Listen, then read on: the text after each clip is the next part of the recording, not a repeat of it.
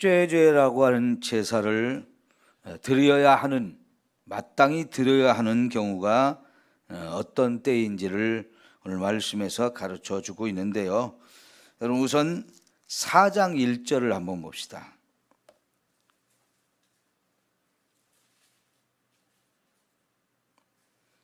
4장 1절과 2절입니다. 여호와께서 모세에게 말씀하여 이르시되 이스라엘 자손에게 말하여 이르라. 누구든지 여호와의 계명 중 하나라도 그릇 범하였으되, 그랬어요.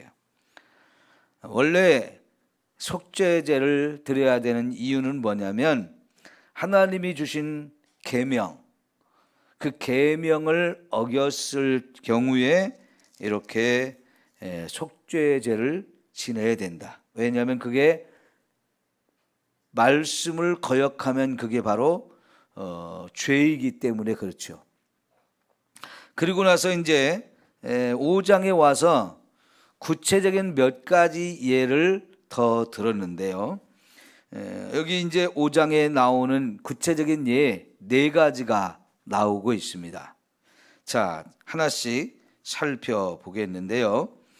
만일 누구든지 저주하는 소리를 듣고서도 증인이 되어 그가 본 것이나 알고 있는 것을 알리지 아니하면 그는 자기의 죄를 져야 할 것이요 그 허물이 그에게로 돌아갈 것이며, 그랬습니다.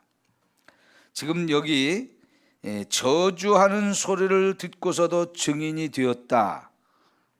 이 저주하는 소리를 들었다는 얘기는 뭐냐면 이게 그냥 남을 저주하는 그런 얘기가 아니고요. 맹세하는데 저주의 맹세를 했다는 뜻입니다. 요 히브리어가 맹세라는 말과 저주라는 말 2가지 의미가 다 있는 그런 단어거든요. 그래서 어떤 경우에 그러냐면요. 자, 여러분, 이제 8장쯤 가면 이게 뭔 얘기가 나오냐면요. 8장이 아니고 좀 더 뒤로 갔을 때 뭔 얘기가 나오냐면 남편이 아내가 부정하지 않았을까라고 의심하는 경우가 있을 거라는 거예요. 그렇죠? 여자가 남자를 의심할 수도 있고 남자가 여자를 의심할 수도 있는데, 만약에 남편을 두고 아내가 다른 남자와 부정한 관계를 가졌다면 그거는 굉장히 큰 간음죄를 범한 거지요. 근데 물증은 없어요. 근데 남편이 의심을 해요. 그럼 의심을 받는 사람 입장에서는 이게 억울할 수도 있단 말이죠. 그러니까 그런 경우에 의심을 하게 되면 계속 의심만 하면 안 되잖아요. 뭔가 이게 진짜인지 가짜인지 밝혀져야 하는데, 그런 경우에 이제 제사장한테 부부가 가라는 겁니다. 그래서 제사장한테 나는 이 여자가 의심스럽다, 아무개랑 부정한 짓을 한 것 같다, 그런 얘기를 하면 제사장이 성전 바닥에 있는 먼지 같은 것들을 긁어 모아서 물에 타는 거예요. 그리고 나서 여자에게 그걸 주면서 맹세를 시키는 겁니다. 그래서 만약 내가 정말 부정한 짓을 했으면 내 다리가 썩어서 끊어질 것이다, 이런 이야기를 하라는 겁니다. 그러면 여러분, 무서운 얘기죠? 다리가 썩어가지고 끊어진다. 이거는 아주 무서운 그런 흉악한 형벌이 되어지는데, 그러면서 그 저주의 잔을 자기가 마셔가지고 여자가 정말 부정하지 않았으면 이거는 하나님이 절대로 다리가 썩는 그런 병이 생기지 않게 하신다는 거예요. 근데 그렇게 맹세를 해놓고도 사실은 부정을 짓을 저질렀는데 그 맹세를 하면 어떻게 될까요? 그 여자가 진짜 다리가 썩어서 다리가 끊어지는 그런 흉악한 질병이 올 거란 말입니다. 자, 이런 식이에요. 맹세를 했는데 저주의 맹세를 한 거예요. 자, 그런데 다른 사람이 그런 말을 하는 그런 맹세를 하는 것을 들었는데 이게 이제 내가 법정의 증인으로 서게 되어진 거예요. 그러면 그 사람이 실제로 그렇게 저주의 맹세를 하는 것을 내가 분명히 들었다고, 확실하게 저 사람이 그런 걸 말한 걸 들었다고 확실하게 증언을 해야 된다는 겁니다. 그런데 그렇게 자기가 들어놓고도 나는 말을 안 하겠다. 나는 말을 안 하겠다. 혹은 나 못 들었다. 이렇게 말을 하면 어떻겠습니까? 그건 죄가 된다는 겁니다. 우리가 이거 생활 속에서 많이 경험하는 일은 분명히 아닐 거예요. 그죠? 어쩌다 그런 이야기를 들었다, 목격을 했다. 그런데 내가 법정의 증인이 되었는데 나는 말을 안 하겠다. 묵비권을 행사한다고 하는 거죠. 근데 지금 현재 우리나라 법에서는요, 다른 나라도 그런 경우가 많은데 증인으로 소환이 됐는데 나는 묵비권을 행사하겠다 그러면 그건 죄가 없다라고 얘기를 합니다. 법에서는, 우리가 가진 법에서는. 그런데 하나님은 그것도 죄가 된다는 거예요. 왜? 내가 분명히 들었거든요. 들었는데 이거를 증언을 안 해주면 어떻게 될까요? 바른 판결이 날 수가 없어요. 재판이라고 하는 것은 바른 판결을 내기 위한 것이고요. 거기서 증인이 되어진다는 것은 굉장히 중요한 역할을 하는 거예요. 그래서 봤는지 못 봤는지, 들었는지 못 들었는지 이것을 확실하게 말을 해 주어야 그 판결이 정확하게 나잖아요. 이런 걸 가르쳐서 우리는 공의 혹은 정의라고 얘기합니다. 하나님께서는요, 우리 하나님을 믿는 사람들이 우리가 사는 이 세상을 정의롭게 공의롭게 세워나가기를 원하셔요. 그런데 누군가 뭔가 잘못한 것을 내가 보았고 들어서 내가 법정의 증인으로 섰는데 그걸 정확하게 얘기를 안 하고 나 묵비권을 행사하겠다, 혹은 나는 못 들었다, 봤는데도 못 들었다, 이렇게 말을 하면 이건 위증죄가 되어지는 거죠. 그래서 하나님께서는 정확하게 진실을 사실대로 말해 줄 수 있어야 그게 재판이 공정하게 되어지는 거고요. 그래야 죄 있는 자를 벌하고 죄가 없는 자를 억울하게 죄인으로 만드는 일이 있어서는 안 된다는 거죠. 시시비비를 정확하게 가릴 수 있도록 해야 된다는 겁니다.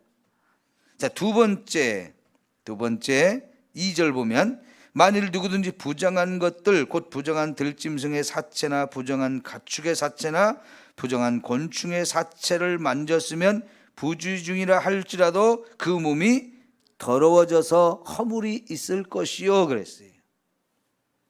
자, 여러분, 시체 혹은 사체라고 말하죠.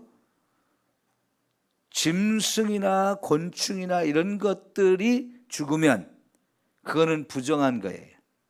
그런데 그것을 내가 손으로 만지거나 어쩌다 나도 모르는 중에 그거를 내 몸에 접촉이 되었을 수 있어요.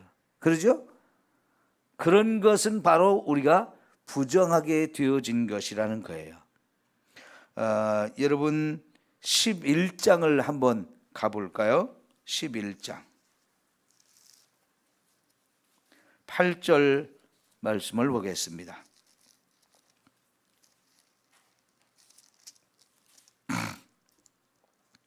자, 시작. 너희는 이러한 고기를 먹지도 말고 그 죽음도 만지지 말라. 이것들은 너희에게 부정하니라.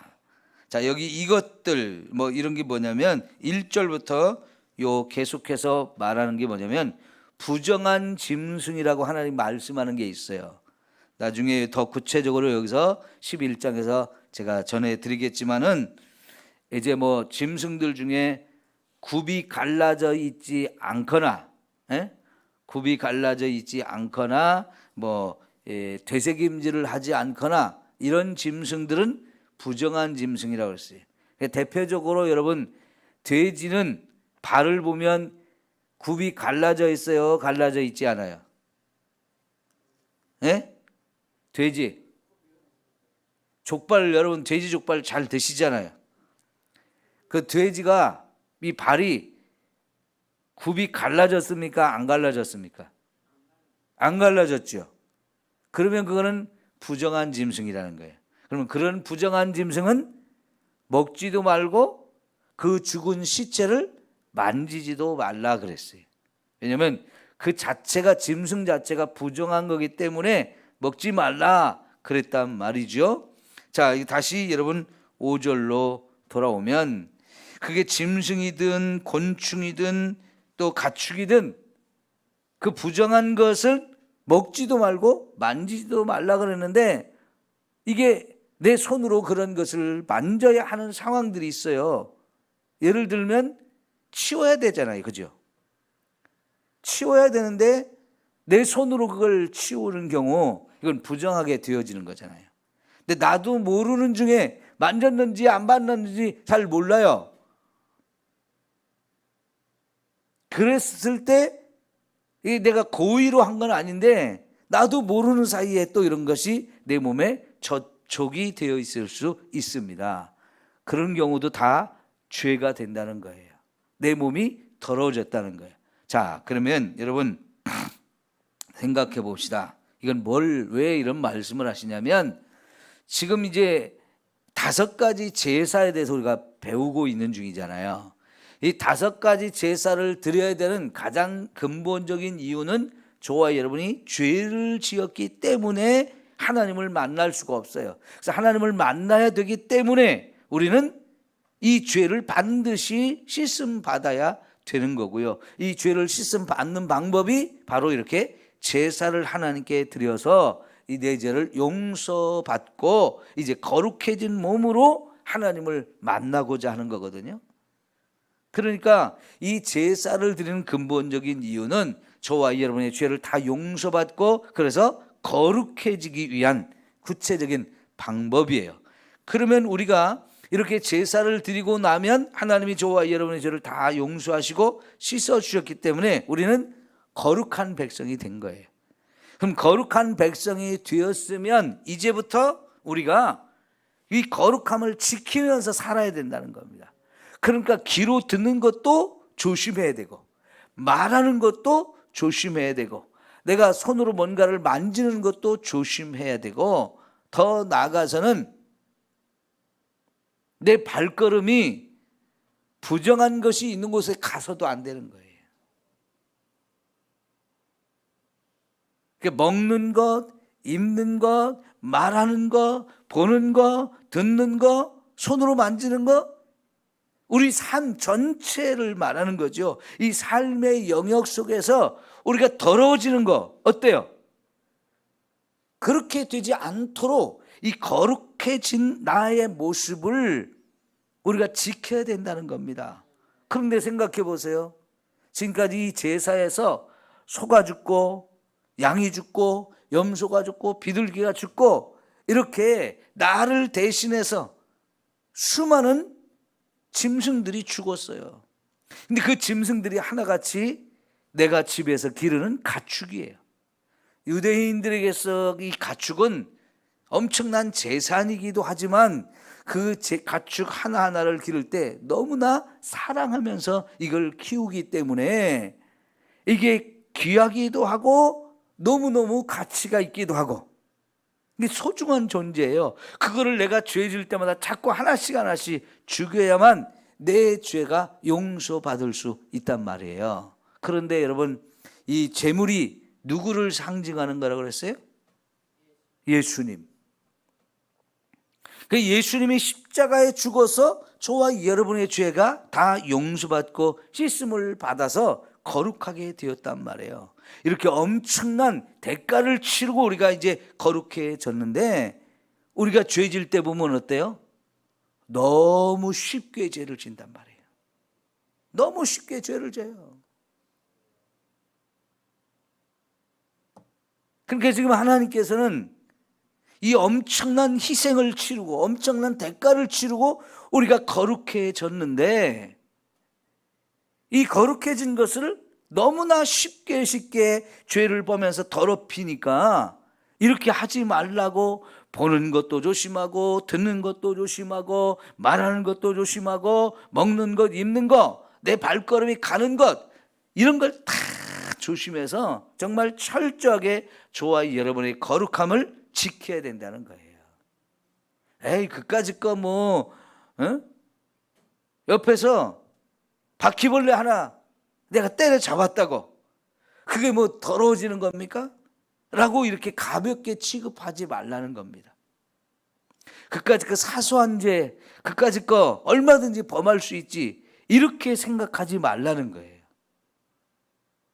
여러분, 제가 이렇게 보니까 우리 박옥자 권사님 옷이 노란색이라 때가 묻기가 제일 쉽죠. 그죠? 때가 묻어도 금방 표가 나죠. 이렇게 하얀색이나 이런 옷 같은 거 여러분이 조심스럽잖아요. 입으면 행동할 때도 더 조심스럽고, 음식 먹을 때도 흘릴까 봐 조심스럽고, 튈까 봐 조심스럽고, 그러죠? 그거보다 더 조심해야 된다는 거예요. 왜? 옷이야 뭐 빨면 되잖아요. 요즘 세제가 얼마나 좋습니까?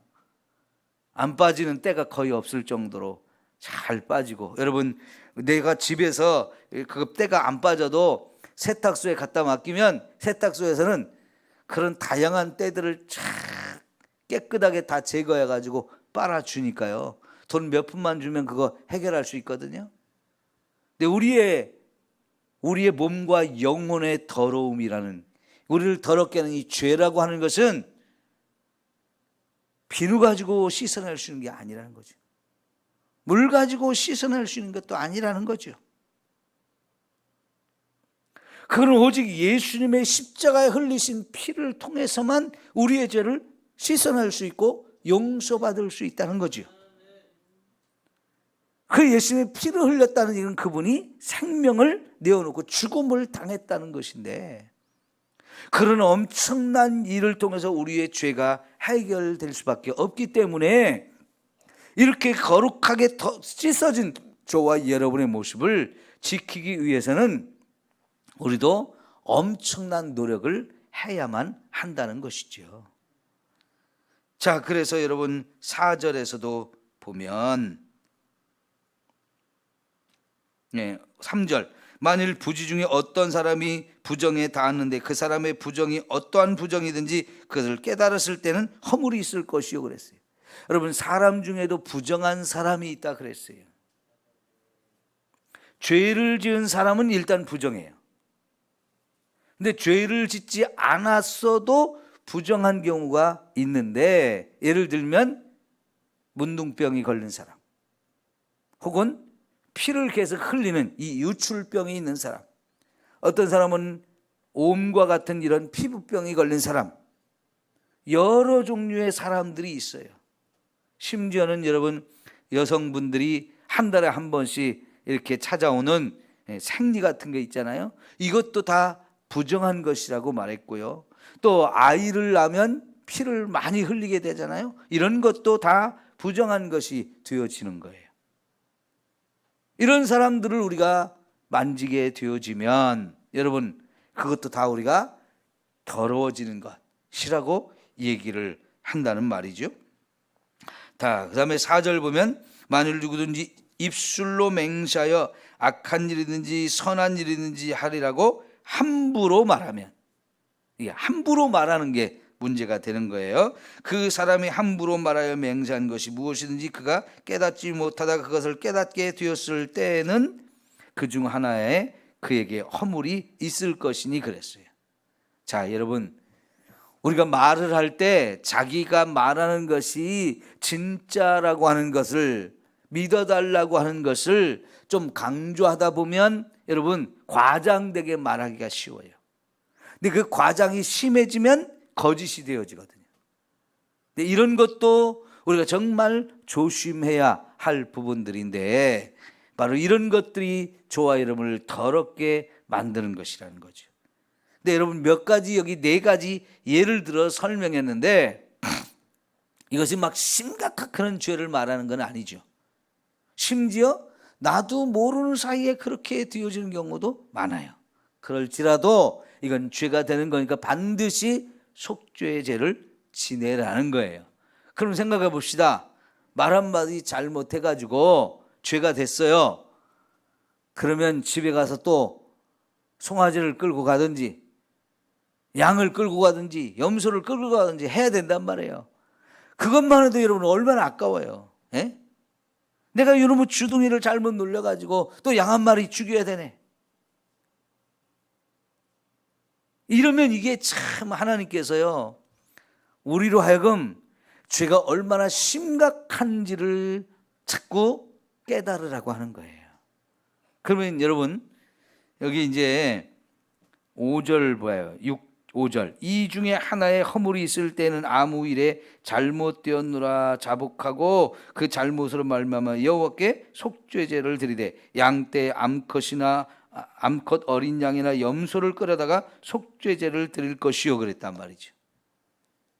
깨닫지 못하면 이런 제사를 드릴 수 있을까요 없을까요? 못하겠죠. 그러면 여러분 깨닫지 못해서 내가 회개도 못했고 용서도 못 받았다. 그럼 여전히 계속 죄인 된 상태로 살죠. 그죠? 그러면 이건 심각한 문제가 되어지는 거죠. 여러분 내가 죄를 지었는데 빨리 깨닫고 회개를 해야 되는데 깨닫지 못하고 회개를 안 한다. 그러면 어떤 결과가 나타날까요? 나는 모르는데 하나님은 벌써 알고 계셔요. 그죠? 내가 죄를 범해놓고 나는 그게 죄인 줄도 모르고 죄 졌다는 깨달음도 없고 그러고 사는데 하나님은 벌써 내가 죄진 걸 아신단 말이에요. 그러면 어떻게 했어요? 하나님이 심판을 하실 수밖에 없는 거죠. 저와 여러분에게 형벌을 내리고 저주를 내릴 수밖에 없는 거예요. 왜? 하나님은 공의의 하나님이기 때문에. 그래서 우리는 하나님을 두려워하는 마음을 가져야 돼요. 그 다음에 여러분 내가 죄를 지어놓고도 죄를 지었다는 깨달음이 없고 회개를 안 하고 그러면 어떻게 되냐? 자, 지금 이쪽에 두 분이 같이 가까이 앉으신 분들이 이쪽에 앉아 계시. 그러면 아까 말한 대로 부정한 사람이 내 옆에 있는 거예요. 예? 그 얘기는 뭐냐면 내가 깨끗한 사람들을 더럽히는 경우가 되는 거예요. 이건 또 다른 죄가 돼요. 더 큰 죄를 범하게 되는 거예요. 나 때문에 다른 사람까지도 더러워지는 경우가 되어지는 거예요. 그러니까 빨리빨리 씻고 다녀야지 씻지 않고 다니면 안 되는 거란 얘기예요. 자, 여러분 탈무드에 보면 이런 얘기가 있어요. 두 사람이 굴뚝 청소를 하기 위해서 굴뚝 속에 들어갔다 나왔대요. 그런데 한 사람은 얼굴에 끄름이 하나도 안 묻었어요. 근데 한 사람은 얼굴에 끄름이 묻었어요. 자, 이럴 때 누가 가서 씻겠느냐라고 이런 질문이 나와요. 어떤 사람이 씻을까요? 예? 얼굴이 끄름이 하나도 안 묻은 사람이 씻겠습니까? 아니면 묻은 사람이 씻겠습니까? 그 질문의 답은 뭐냐면 얼굴에 아무것도 안 묻은 사람이 씻는다는 거예요. 왜 그러냐? 자, 둘이 갔다 왔으니까 서로 볼 거 아니에요.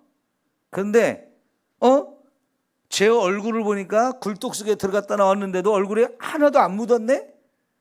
그러면 얼굴에 더러운 그름이 묻은 사람이 그걸 보면서 아, 내 얼굴도 깨끗하겠구나 이렇게 생각해서 자기 얼굴을 안 씻는다는 거예요. 묻었는데. 그런데 여러분 얼굴이 하나도 안 묻은 사람은 같이 들어갔다 나온 사람이 얼굴에 더러운 게 묻었단 말이에요. 그걸 보면 제 얼굴이 더러운 거 보니까 나도 더럽겠구나 하고 그 사람이 가서 씻는데요. 사실은 이 이야기는 맞지 않는 얘기예요. 왜요? 여러분, 굴뚝 속에 들어갔다 나왔는데 씻지 않는다? 사실은 다 씻어요. 그렇죠? 굴뚝 속에 들어갔다면 어디서 묻었든지 어디에 묻었든지 묻죠. 그죠? 그러니까 굴뚝 속에 청소를 하러 들어갔다 나온 사람은요, 반드시 씻습니다. 그런데 왜 이런 얘기를 하느냐? 사람은 상대적이라는 거예요. 상대적이라는 거예요. 거울이 필요하다는 겁니다. 내가 거울을 봐야 내가 더러운지 깨끗한지를 알 수 있어요. 왜? 내 눈이 안 보이는 곳이 있어요. 내가 볼 수 없는 곳이 있단 말이죠. 그러니까 등잔 밑이 어둡다 그러잖아요. 내가 남의 눈 속에 있는 티끌은 잘 보이는데 내 눈 속에 있는 들보는 안 보여요. 보지 못해요. 그래서 거울을 봐야 우리가 내가 더러운 것을 씻을 수 있는데, 여러분, 저와 여러분에게 거울은 뭘까요? 예, 하나님 말씀이 거울이 돼요. 그러니까 우리가요, 평소에는 내가 죄를 짓고도 그 죄를 깨닫지 못하는 경우가 많은 게 우리 인생이에요. 이게 우리의 참 연약함이에요. 죄를 져놓고도 깨닫지 못해요. 대부분이 그렇습니다. 근데 이걸 누가 잘 깨닫느냐? 말씀을 부지런히 읽고 부지런히 배우는 사람, 이런 사람들은 자신이 죄가 있는 걸 바로바로 깨닫게 되어져요. 그래서 회개하게 되어지는 거예요. 여러분, 전도하면서 사람들이 예수 안 믿는 사람들한테 예수 믿고 천국 가야 됩니다 라고 이렇게 할 때, 우리가 죄인이기 때문에 예수 믿어야 된다는 얘기를 하잖아요. 그럼 사람들이 내가 무슨 죄인이냐고 막 이런 사람들이 많아요. 근데 대부분의 그래요. 예수를 안 믿는 사람들은 자신이 죄인이라는 걸 인정도 안 하고 깨닫지도 못합니다. 왜? 거울이 없으니까요. 양심이라는 거울을 주셨지만 그 양심이라는 거울이 이미 다 더러워졌어요. 무뎌졌어요. 자신이 죄를 짓고도 자꾸 이까짓 것 하면서 무시해버리고, 그러다 보니까 양심의 거울이 자꾸 죄가 달라붙어서 새카매가지고요, 그 있으나 마나 보이지도 않아요. 그런 양심을 가지고 사니까 죄를 지어놓고도 자신이 심각한 죄인인 걸 못 깨닫는 거거든요. 그러나 우리가 하나님의 말씀에 이 깨끗한 거울을 하나님이 우리에게 주셔서 이 말씀을 들이대면 내가 죄인이라는 게 그대로 드러나게 돼요. 그러면 우리가 깨닫게 되는 거죠. 그럴 때 우리가 속죄제를 지내고 반드시 죄를 깨끗하게 씻음받고 거룩하게 살아야 된다 하는 거죠. 여러분, 그래서 우리 부지런히 말씀을 배우고 말씀을 부지런히 읽어야 돼요. 그래야 우리의 거울이 깨끗해지고 양심의 거울도 깨끗해져요. 회개할수록 양심의 거울은 예민하게 반응을 합니다. 작은 죄도 죄로 느껴지고 이러면 안 되지, 이게 되어지는 거예요. 그리고 혹시라도 우리가 죄를 졌을 때마다 아이고 이러면 안 돼, 빨리 회개해야지, 이렇게 되어지는 거예요. 여러분, 구약시대는 이렇게 소를 잡고 양을 잡고 해야 계속 죄를 씻음 받았는데, 지금은 예수님이 이미 십자가에서 저와 여러분의 죄를 다 씻기 위해서 피 흘려 죽으셨어요. 그 앞에 우리 입술로 내가 죄를 지었으니 용서해달라고 입술로 회개만 해도 다 씻어주신단 말이죠. 이게 쉽다 보니까요, 잘하는 게 아니고 쉽다 보니까 너무 무시해버리는 거예요. 그죠? 여러분, 회개를 매일매일 열심히 해서 씻음 받고 살기를 축원합니다. 작은 것이라고 무시하면 안 돼요. 이까짓 것 하면서 작은 것 무시하기 시작하면 우리 양심이 무뎌져요. 말씀도 눈에 안 들어와요. 그러니까 자꾸 회개를 못하게 돼요. 그러나 회개하면 할수록 예민해서 깨끗해져서 이게 바로바로 죄가 보이고 바로바로 회개하게 되어져서 저와 여러분 정말 거룩하게 살게 되어질 줄 믿습니다. 기도합니다.